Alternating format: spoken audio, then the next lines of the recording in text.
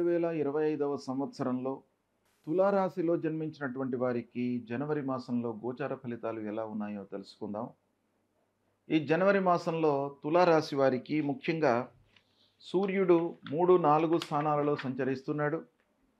14వ తారీఖు వరకు 3వ స్థానంలో శుభప్రదంగా ఉన్నాడు. తదనంతరం అర్ధాష్టమ స్థానంలోకి ప్రవేశిస్తున్నాడు, ప్రతికూలంగా ఉన్నాడు.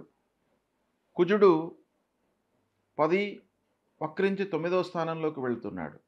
అంటే దశమ భాగ్య స్థానాలలో సంచరిస్తున్నాడు, ప్రతికూలంగా ఉన్నాడు. బుధుడు 2, 3, 4 స్థానాలలో సంచరిస్తున్నాడు, అనుకూలంగా ఉన్నాడు. గురువు అష్టమ స్థానంలో సంచరిస్తున్నాడు, గురు భగవానుడు ప్రతికూలంగా ఉన్నాడు. శుక్రుడు 4, 5 స్థానాలలో అనుకూలంగా ఉన్నాడు. శనైశ్చరుడు పంచమ స్థానంలో ప్రతికూలంగా ఉన్నాడు.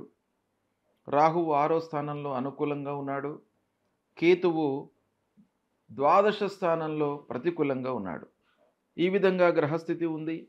అయితే ముఖ్యంగా ఈ తులారాశి వారికి ఈ జనవరి మాసంలో ఉన్నటువంటి గ్రహస్థితిని దృష్టిలో పెట్టుకున్నట్టయితే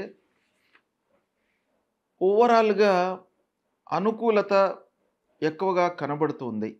ముఖ్యంగా రాహువు, బుధుడు, శుక్రుడు, ప్రథమార్థంలో సూర్య భగవానుడు అనుకూలంగా ఉన్నారు కాబట్టి మిశ్రమ ఫలితాలు ఎక్కువగా గోచరిస్తున్నప్పటికీ మాసవారీ ఫలితాలపై ప్రభావాన్ని చూయించేటువంటి గ్రహాలు అనుకూలంగా ఉన్నాయి కనుక ఈ మాసంలో కొంత మీరు శ్రద్ధతో పనులు చేసినట్టయితే ప్రతిఫలం మీకు అనుకూలంగా లభిస్తుంది.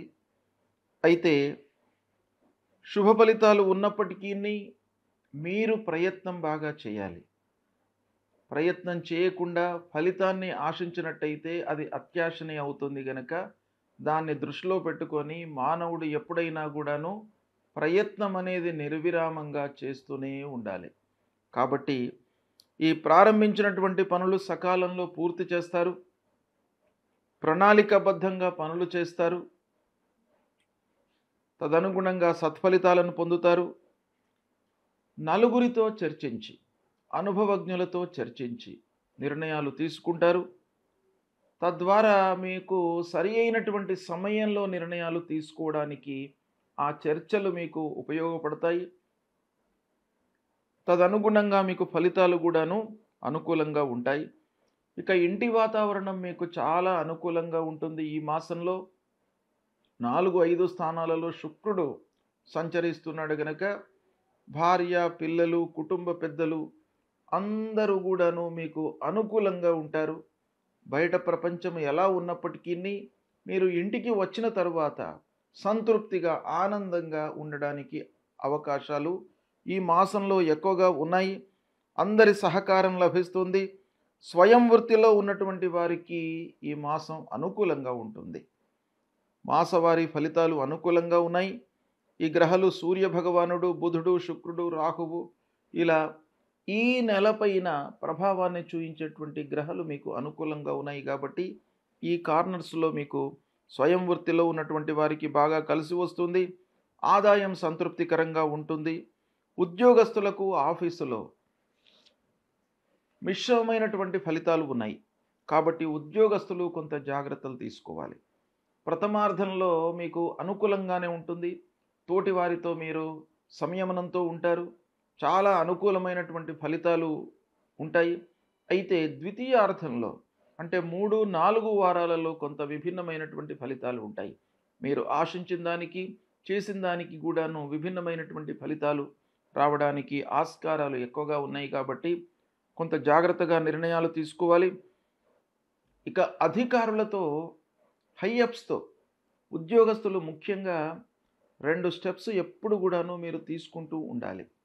ఒకటి, మనతో పాటు చేస్తున్నటువంటి ఉద్యోగులతో మీరు సత్సంబంధాలు మెయింటైన్ చేయాలి. తర్వాత మీరు చేస్తున్నటువంటి పనిపై మనస్సు నిలపాలి. అధికారులతో స్నేహంగా ఉండాలి. ఈ 3 అనేటువంటివి చాలా ముఖ్యమైనటువంటివి. ఈ 3 విషయాలు సరళ రేఖలో ఉన్నట్టయితేనే మీకు సత్ఫలితాలు కలుగుతాయి. మీరు ఉద్యోగస్తులు ఆశించిన ఫలితాలను పొందడానికి అవకాశాలు ఉంటాయి. అయితే ఇక్కడ ఉద్యోగస్తుల విషయం ఈ మాసంలో ఆలోచించినట్టయితే పని బాగానే చేస్తారు, మనస్సు నిలుపుతారు, తోటి ఉద్యోగుల సహకారం ఉంది, అయితే అధికారులతో మీరు సఖ్యత మెయింటైన్ చేయాలి. అది తప్పకుండా ఈ మాసం మీకు అవసరము. ఇకపోతే చేసేటువంటి పనికి గుర్తింపు మట్టుకు లభిస్తుంది. వ్యాపారస్తులకు భాగస్వాములతో కొంత ఇబ్బందులు ఉన్నప్పటికీని మంచి అవగాహనతో మీరు ముందుకు వెళ్ళే అవకాశాలు ఉన్నాయి. చేతిలో ఉన్నటువంటి వ్యాపారము బాగా కలిసి వస్తుంది. ఇక కొత్త వ్యాపారము ప్రారంభించే ఆలోచనలో మట్టుకు ఉంటారు. అది వాయిదా వేసుకోవడం మంచిది. ఇక కావలసినటువంటి డబ్బు చేతికి ఏదో రకంగా అందుతుంది. సమయానికి పనులు పూర్తవుతాయి. ఉత్సాహంతో ఉంటారు. కొత్తగా పెళ్ళైనటువంటి వాళ్ళు, చాలా రోజుల నుంచి ఎదురు చూస్తున్నటువంటి వాళ్లకు సంతాన ప్రాప్తి ఈ మాసంలో కనబడుతుంది. కాబట్టి అది కూడాను ఒక రకంగా మనకు సంతృప్తిని ఇచ్చేటువంటి అంశం. పిల్లల విషయంలో మంచి నిర్ణయాలు తీసుకుంటారు. కొంత ఆలస్యము, ఇబ్బందులు, ఆర్థిక ఇబ్బందులు ఉన్నప్పటికీ పిల్లల చదువు, వృత్తి, వాళ్ళ ఉద్యోగ ప్రయత్నాలు, వాళ్ళను మంచి సంస్థలో చేర్పించడానికి చేసేటువంటి ప్రయత్నాలు అన్నీ కూడాను ఒక తండ్రిగా అన్నీ చేస్తారు. ఒక తల్లిగా అన్నీ మీరు చేసేటువంటి అవకాశాలు ఈ వారంలో, ఈ నెల లోపల మీకు బాగా కనబడుతున్నాయి. కాబట్టి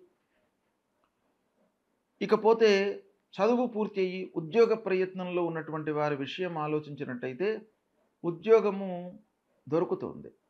అయితే శాశ్వతమైనటువంటి ఉద్యోగము, పర్మనెంట్ ఉద్యోగం కొరకు ఇంకా మీరు ప్రయత్నాలు కంటిన్యూస్గా చేస్తూనే ఉండాలి. ఈ మాసంలో ఉద్యోగం మట్టుకు దొరికే అవకాశము ఉంది. ఈ నెలలో మనము ఓవరాల్గా చూసినట్టయితే జనవరి మాసము గతంతో పోల్చుకున్నట్టయితే కొంత మంచి ఫలితాలే ఉన్నాయి. అయితే ప్రధానమైనటువంటి గ్రహాలు ప్రతికూలంగా ఉన్నాయి.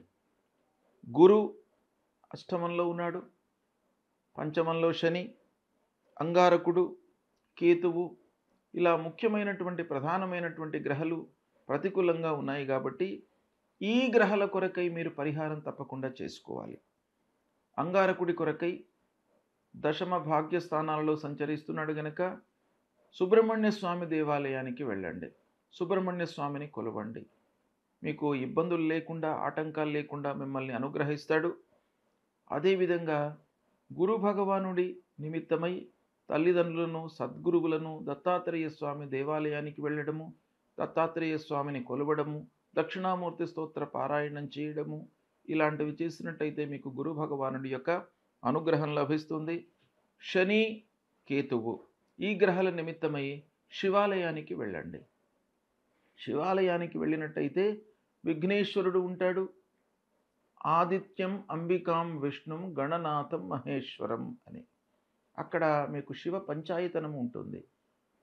ఆ నిత్యం కూడాను శివ పంచాయతనాన్ని మీరు పూజించినట్టయితే శంకరుడు, సూర్యుడు, నారాయణుడు, సర్పము, సుబ్రహ్మణ్య స్వామి, విఘ్నేశ్వరుడు అన్నీ కూడాను ఆ పంచాయతనం లోపల ఉంటాయి గనక శివాలయానికి వెళ్ళినట్టయితే మీకు అన్ని గ్రహాల యొక్క అనుగ్రహం లభిస్తుంది. ఇది మీరు అనుసరించండి. నేను చెప్పినటువంటి పరిహారాలను పాటించినట్టయితే తులారాశి వారికి జనవరి మాసంలో శుభ ఫలితాలే కలుగుతాయి. శుభం.